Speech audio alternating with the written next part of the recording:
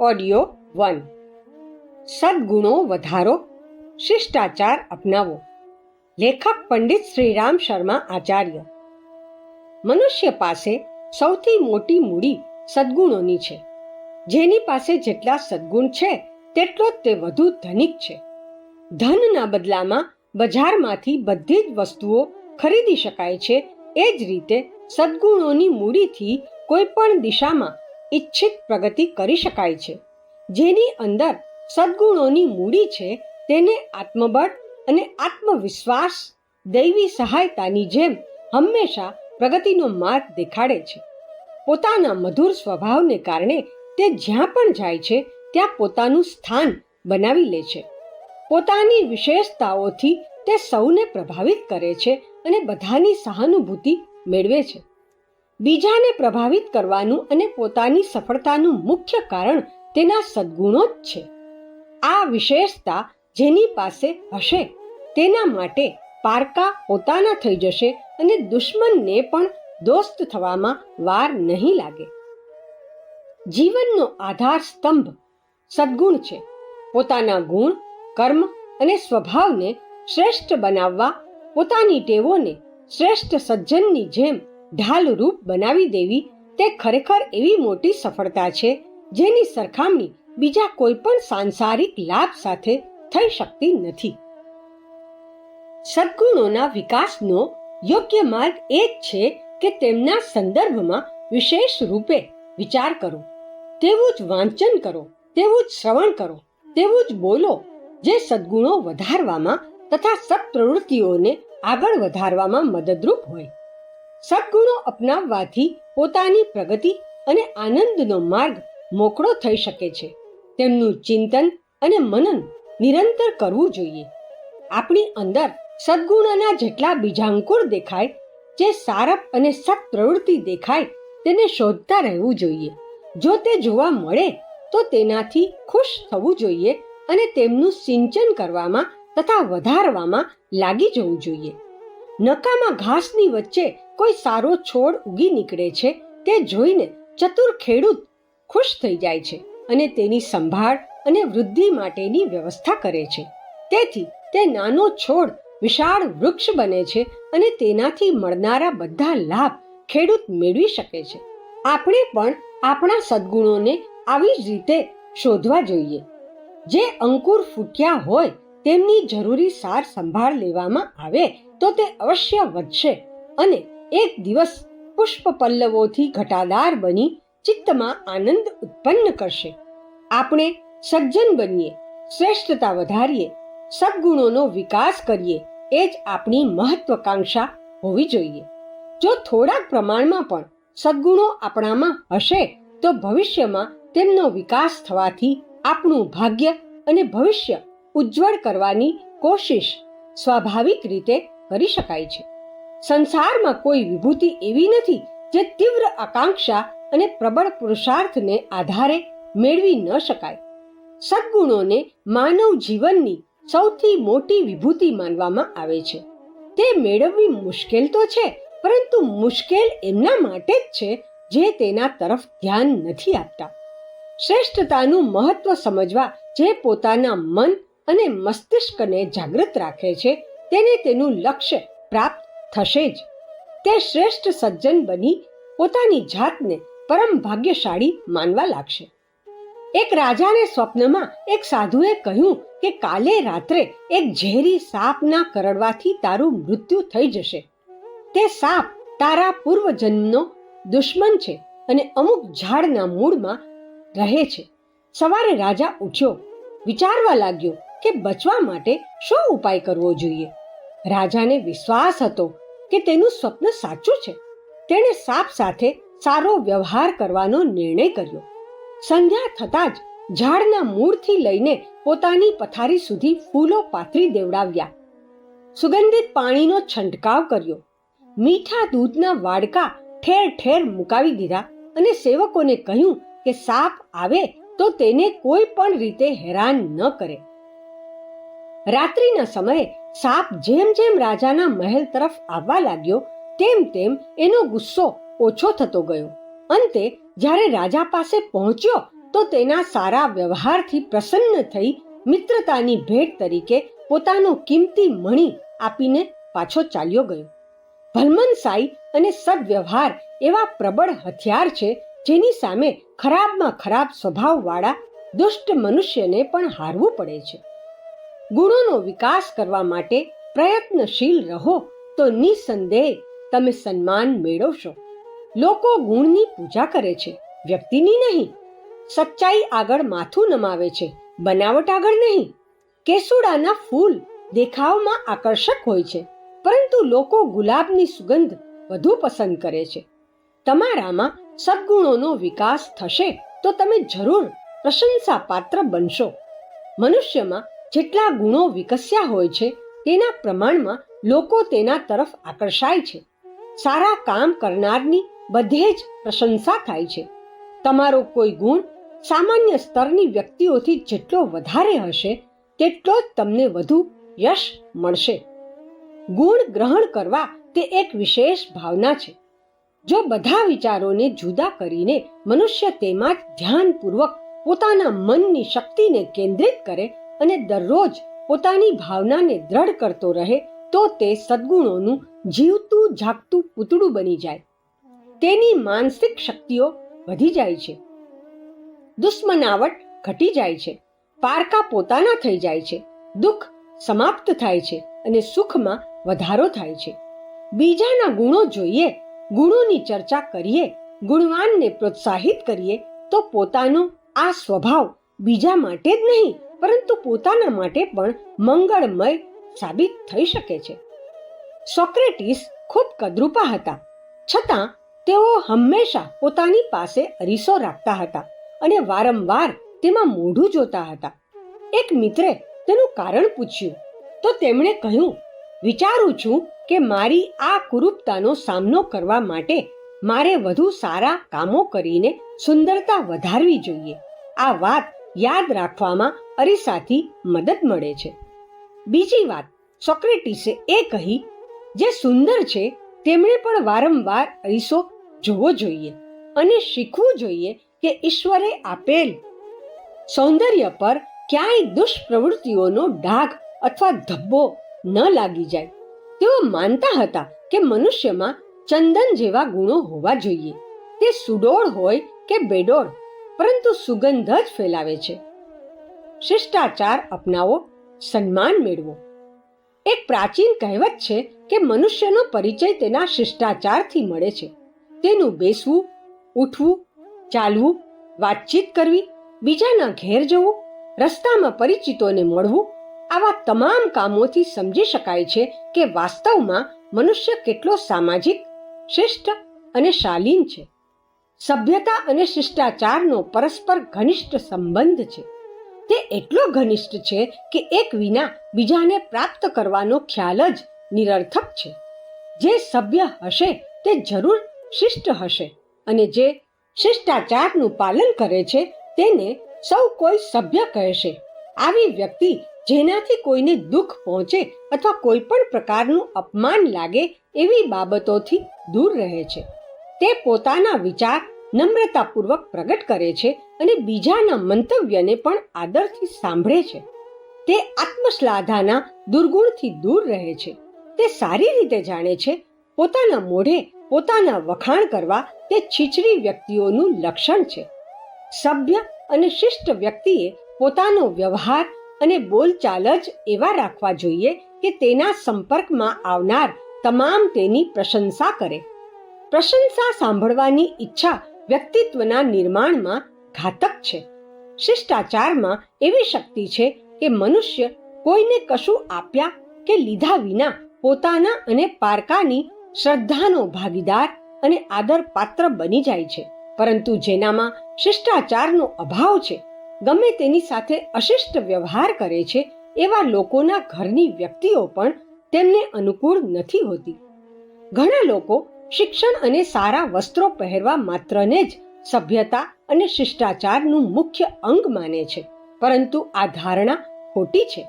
મોંઘા અને સુંદર વસ્ત્રો પહેરનાર વ્યક્તિ પણ અશિષ્ટ હોઈ શકે છે અને ગામડાનો હળ ચલાવનાર અભણ ખેડૂત પણ શિષ્ટ હોઈ શકે છે.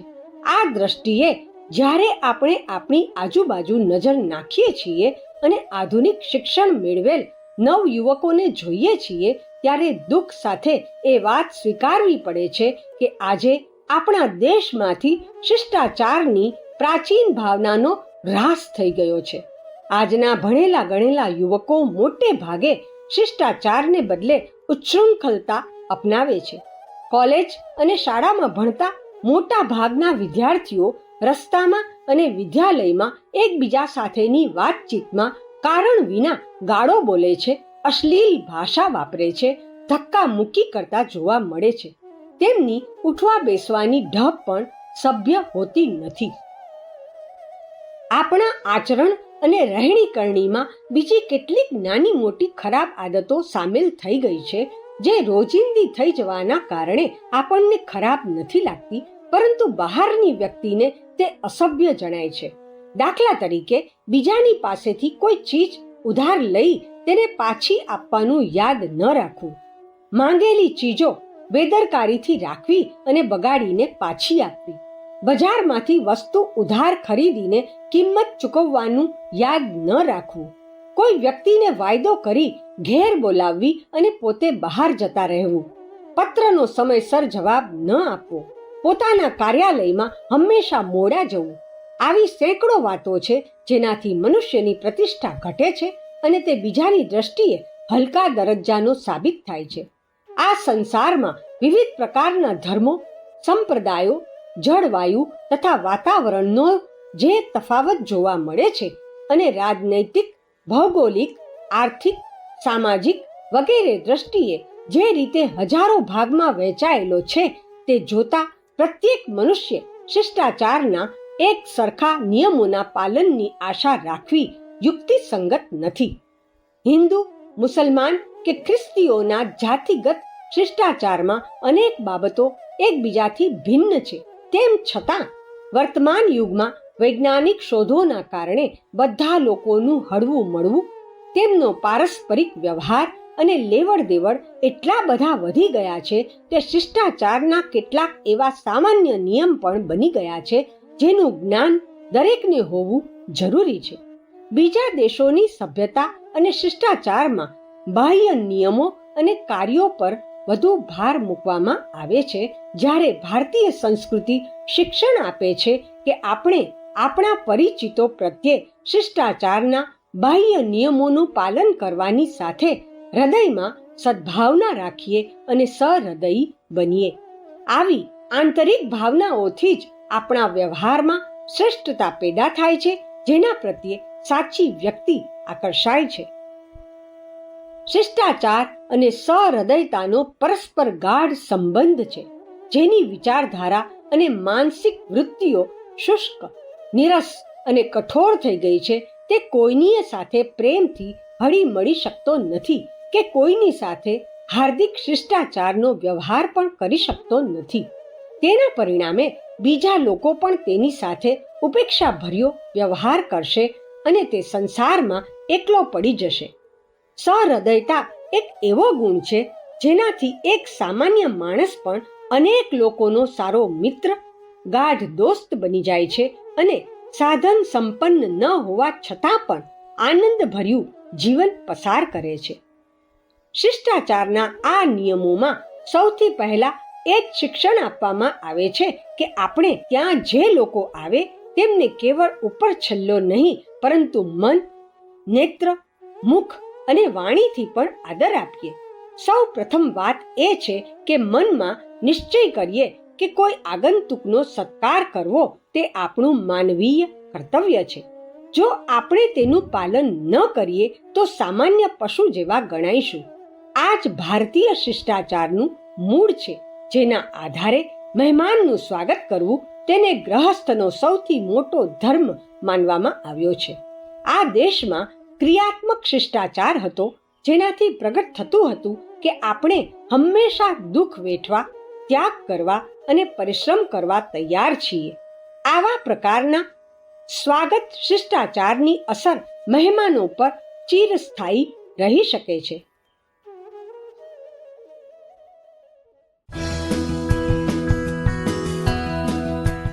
ઓડિયો 2. સદ્ગુણો વધારો, શિષ્ટાચાર અપનાવો. હવે પ્રાચીન કાળની પરિસ્થિતિઓમાં ખૂબ અંતર પડી ગયું છે. સંસારના લોકોનું એકબીજા દેશોમાં આવવા જવાનું અને પારસ્પરિક લેવડ દેવડ તથા વ્યવહાર ઘણા વધી ગયા છે. અત્યારે શિષ્ટાચારની વ્યાખ્યા કરવી ખૂબ જ મુશ્કેલ થઈ ગઈ છે, કારણ કે જે કામને એક દેશમાં શિષ્ટાચાર માનવામાં આવે છે તેને બીજા દેશમાં તેનાથી વિરુદ્ધનું માનવામાં આવે છે. આવી સ્થાનિક શિષ્ટાચારની વાતનો અસ્વીકાર કરીને પણ છેલ્લા 100-150 વર્ષોમાં વિભિન્ન સભ્યતાઓના મિલનથી કેટલાક એવા સર્વમાન્ય નિયમો તૈયાર થયા છે જેને આંતરરાષ્ટ્રીય શિષ્ટાચાર કહી શકાય. જ્યારે ભારતીય સંસ્કૃતિને અનુકૂળ શિષ્ટાચારના નિયમોની વાત કરીએ છીએ તો તેમાંથી કેટલાકનું વર્ગીકરણ આ રીતે કરી શકાય: ધાર્મિક, નૈતિક અને ચારિત્રિક શિષ્ટાચાર. 1. પ્રત્યેક ધર્મનું સન્માન કરવું તે આપણી ફરજ છે. કોઈના ધાર્મિક રીત રિવાજોમાં દખલગીરી કરવી તે અમાનવતાની નિશાની છે. 2. જ્યારે કોઈ વ્યક્તિ ઈશ્વરની ઉપાસના અથવા કોઈ પ્રકારના ધાર્મિક જપ, પાઠ વગેરેમાં વ્યસ્ત હોય ત્યારે તેની સાથે બોલવું અથવા તેને ટોકવી યોગ્ય નથી. 3. કેટલીય વ્યક્તિ સીતારામ, રાધેશ્યામ, શિવ શિવ વગેરે નામ જોર જોરથી ઘાંટા પાડીને બોલે છે. ખાસ કરીને રાત્રે જ્યારે મોટા ભાગના લોકો સૂઈ રહ્યા હોય ત્યારે આવો અવાજ કરવો યોગ્ય નથી. 4. શરીર કાર્યક્ષમ હોવા છતાં વગર મહેનતે માગીને ખાવું બહુ ખરાબ છે. 5. કોઈ ભિખારીને ભીખ આપવી યોગ્ય ન લાગે તો તેને સ્પષ્ટ રીતે ના કહી દેવી. 6. ધાર્મિક સ્થાન પાસે શાંતિ અને સદાચારનું વાતાવરણ રાખવું જોઈએ. 7. સૂર્યોદય પહેલા ઉઠી જવું તે ભારતીય સંસ્કૃતિનો સોનેરી નિયમ છે. તેનાથી તંદુરસ્તી ઉપરાંત મનુષ્યની માનસિક તેમજ આધ્યાત્મિક વૃત્તિઓ પણ ઉચ્ચ બને છે. 8. ભારતીય સભ્યતા અનુસાર ચંપલ પહેરીને ધાર્મિક પવિત્ર સ્થાનમાં ન જવું જોઈએ, ભલે તે કોઈ પણ ધર્મ અથવા સંપ્રદાયનું કેમ ન હોય. 9. દેવસ્થાનોમાં પ્રવેશતી વખતે ચંપલ, લાકડી, છત્રી વગેરે વસ્તુઓ બહાર જ રાખવી જોઈએ. 10. જેની ચારે બાજુ દિવાલ હોય અથવા કોઈ સ્થાયી કે અસ્થાયી પ્રતિબંધ મૂકવામાં આવ્યો હોય એવા સ્થળે માલિક કે વ્યવસ્થાપકની રજા લીધા વિના પ્રવેશ કરવો યોગ્ય નથી. 11. સ્ટેશન, બસ સ્ટોપ, ટપાલ કચેરી અથવા ખેલ તમાશામાં ટિકિટ બારી પર ધક્કા મૂકી કરવી ખરાબ છે. શાંતિપૂર્વક એક હરોળમાં ઊભા રહીને પોતાનો નંબર આવે તેની રાહ જોવી જોઈએ. 12.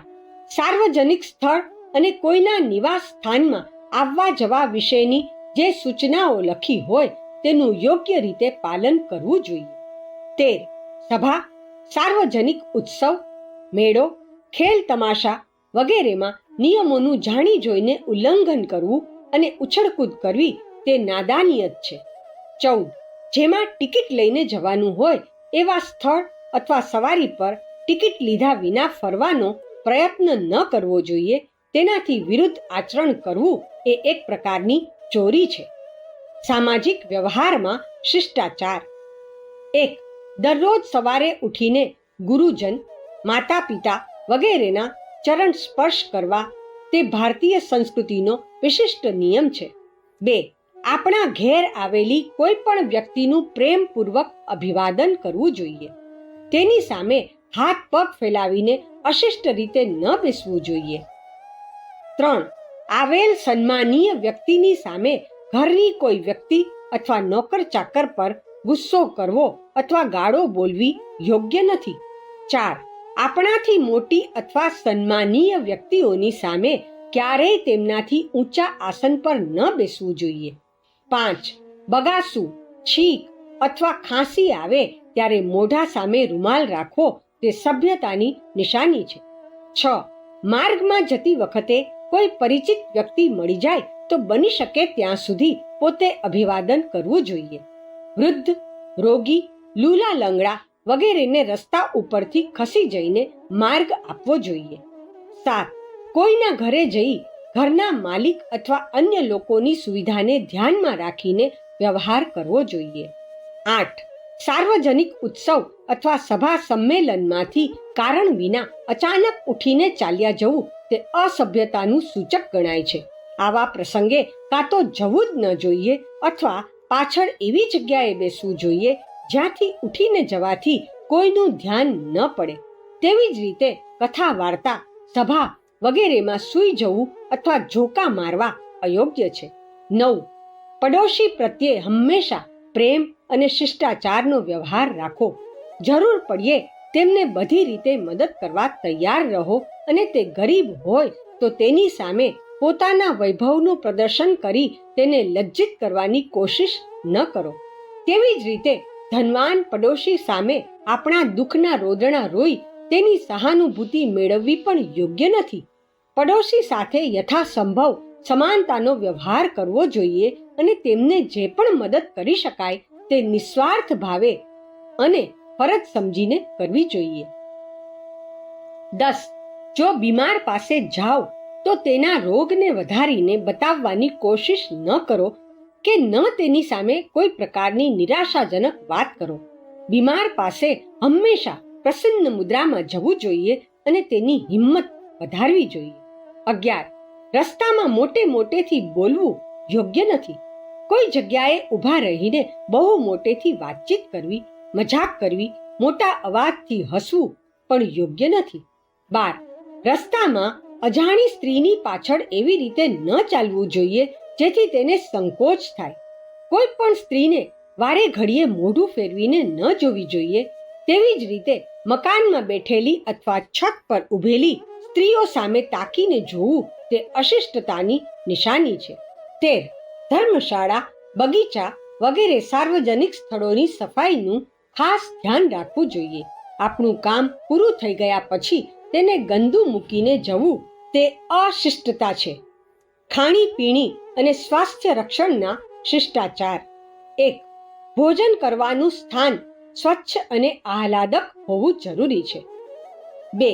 ભોજન કરતી વખતે ખાવા અથવા પીવામાં ચપ ચપ અવાજ કરવો તે અશિષ્ટતા છે. 3. જમણા હાથથી જ ખાવું જોઈએ. આંગળીઓની ઉપર સુધી શાક, દાળ લગાડવા અને તેને ચાટવી એ પણ સભ્યતા વિરુદ્ધ છે. 4. પાણી વગેરે પીણા ઊભા પીવા યોગ્ય નથી અને સ્વાસ્થ્ય માટે પણ હાનિકારક છે. 5. ભોજન કરતી વખતે કોઈ એવી વસ્તુનું નામ ન લેવું જોઈએ જેથી ધૃણાનો ભાવ જાગે. 6. ભોજન પૂરી નિશ્ચિંતતા અને શાંતિથી કરવું જોઈએ. 7. ચાલતા ચાલતા હરતા ફરતા ખાવું સ્વાસ્થ્યની દ્રષ્ટિએ હાનિકારક છે, સાથે સાથે સભ્યતા વિરુદ્ધ પણ છે. 8. ખાવા પીવાની વસ્તુ ઓળંગીને જવું બહુ જ ખરાબ છે. વાતચીત, રહેણી કરણીના શિષ્ટાચાર. 1. જ્યાં 2-4 વ્યક્તિ બેસીને વાતચીત કરતી હોય ત્યાં જઈ બેસવું અયોગ્ય છે. 2. વાતચીત કરતી વખતે કોઈ અયોગ્ય વાત મોઢામાંથી નીકળી જાય તો તરત જ ક્ષમા યાચના કરી લેવી જોઈએ. 3. વાતચીત કરતી વખતે માત્ર પોતે જ ન બોલો, બીજાને પણ તક આપો. 4. કઠોર જવાબ આપી ઝઘડો ઊભો કરવો એ મૂર્ખતા છે. કઠોર ઉત્તરના બદલે વિનમ્ર શબ્દોમાં જ જવાબ આપવો જોઈએ. મારા મત મુજબ તમે ભૂલી રહ્યા છો અથવા તમને યોગ્ય ખબર નથી આપવામાં આવી વગેરે. 5. મોઢેથી હંમેશા નાની નાની વાતોમાં ગાળ બોલવી અથવા અશ્લીલ શબ્દો બોલવા એ સભ્યતા વિરુદ્ધ છે. 6. જો કોઈને વાયદો કર્યો હોય તો તે પૂરો કરવાની યથાશક્તિ કોશિશ કરો. 7. કોઈ વાતને વધુ આગળ ન વધારો. 8. આજે કેટલાય એવા સ્ત્રી પુરુષો છે જે ફેશનના ભક્ત બનીને જે રીતે વિદેશી વસ્ત્રોનો ઉપયોગ કરવા લાગ્યા છે તે અશોભનીય છે. ખાસ કરીને સ્ત્રીઓનો ચુસ્ત પોશાક તો ભારતીય સંસ્કૃતિની દ્રષ્ટિએ સાવ ધિક્કાર પાત્ર જ કહેવાય. આવી સ્ત્રીઓ સજ્જન પુરુષો સમક્ષ પોતાનું માન પોતે જ ઘટાડે છે. 9. સાર્વજનિક સંમેલન અને સામાજિક પ્રસંગો વખતે અનુકૂળ પોશાક પહેરવો જ યોગ્ય છે. સદવ્યવહાર, સદાચાર વગેરે શિષ્ટાચારના જ અંગ છે. શિષ્ટાચારી લોકો મન, વચન અને કર્મથી કોઈને નુકસાન નથી પહોંચાડતા. તેઓ ખરાબ વચનો ક્યારેય નથી બોલતા. મનથી કોઈનું ખરાબ નથી ઈચ્છતા. જેનાથી કોઈનું દિલ દુભાય તેવું કામ ક્યારેય નથી કરતા. વિનય અને મધુર વ્યવહાર જ તેમના જીવનનું અંગ હોય છે. કોઈ પણ પ્રકારના અભિમાનને શિષ્ટાચારમાં સ્થાન નથી. નમ્રતા, વિનયશીલતા વગેરે સદ્ગુણો શિષ્ટાચારના આધાર છે. એટલું જ નહીં, શિષ્ટાચાર વધવાની સાથે જ વ્યક્તિની નિરાભિમાનતા, નમ્રતા, વિનયશીલતા પણ વધતી જાય છે. જેવી રીતે ફળોના વજનથી વૃક્ષ નીચે નમી જાય છે, તેવી જ રીતે આવી વ્યક્તિઓની લૌકિક સંપત્તિ તથા ઐશ્વર્ય વધવા છતાં પણ નમ્રતા અને વિનયશીલતા વધતી જાય છે. શિષ્ટાચાર એક એવો સદ્ગુણ છે જે અભ્યાસ અને આચરણ દ્વારા કેળવી શકાય છે. તેના માટે કોઈ વિશેષ સંજોગો અથવા ઉચ્ચ કુળની જરૂર નથી. કોઈ પણ સ્થિતિની વ્યક્તિ જીવનમાં પ્રયત્નપૂર્વક શિષ્ટાચારનો અભ્યાસ કરી શકે છે. તેના માટે સંવેદનશીલ હૃદયની કોમળતા જરૂરી છે. આવી વ્યક્તિ પોતાના વ્યવહાર અને જીવન ક્રમમાં નાની નાની વાતો પર પણ ધ્યાન આપે છે કે જેથી બીજાને દુઃખ ન થાય. શિષ્ટાચારમાં બીજાની ભાવનાઓનું ધ્યાન રાખવું જરૂરી છે. આત્મનિરીક્ષણ અને તેનું મહત્વ. બીજાઓના દોષો જોવામાં મનુષ્ય જેટલો સમય વેડફે છે, તેનો 1% સમય પણ જો આત્મનિરીક્ષણ કરવામાં ખર્ચે તો તે આદર્શ મનુષ્ય બની જાય. બીજાના દોષો તો દેખાય છે, પણ આપણા દોષો જોવા માટે આપણે પોતે જ ચિંતન અને નિરીક્ષણ કરવું પડે છે. આપણા ચરિત્રને બતાવે એવું દર્પણ અત્યાર સુધી બન્યું નથી અને બનશે પણ નહીં. જે લોકો બીજાની ભૂલો જુએ છે તેઓ પીઠ પાછળ તેને ખરાબ કહે છે અને નિંદા કરે છે. મોટા ભાગે આપણી વાતચીતનો વિષય પર નિંદા જ હોય છે. મનમાં ખરાબ ભાવ હોય છતાં પણ લોકો બીજાની ખુશામત કે પ્રશંસા કરે છે. આવી પ્રશંસા આપણને આત્મનિરીક્ષણ કરતા અટકાવે છે. મનુષ્યની એ નબળાઈ છે કે તે પોતાની પ્રશંસાનો ભૂખ્યો હોય છે. સચ્ચાઈ તો આપણા અંતઃકરણમાં છુપાયેલી છે. આપણે પોતે જ પોતાના ગુપ્તચર બનીને તેને શોધી શકીએ છીએ. આ આત્મપરીક્ષા જ આપણને આપણા ચરિત્રના અસલી સ્વરૂપનું દર્શન કરાવે છે. તેનાથી જ આપણે આપણા ચરિત્રને સુધારી શકીએ છીએ. આપણો વ્યવહાર આપણા ચરિત્રનો અરીસો છે. આપણે આપણા વ્યવહાર દ્વારા પોતાના ચરિત્રની પરીક્ષા કરવી જોઈએ.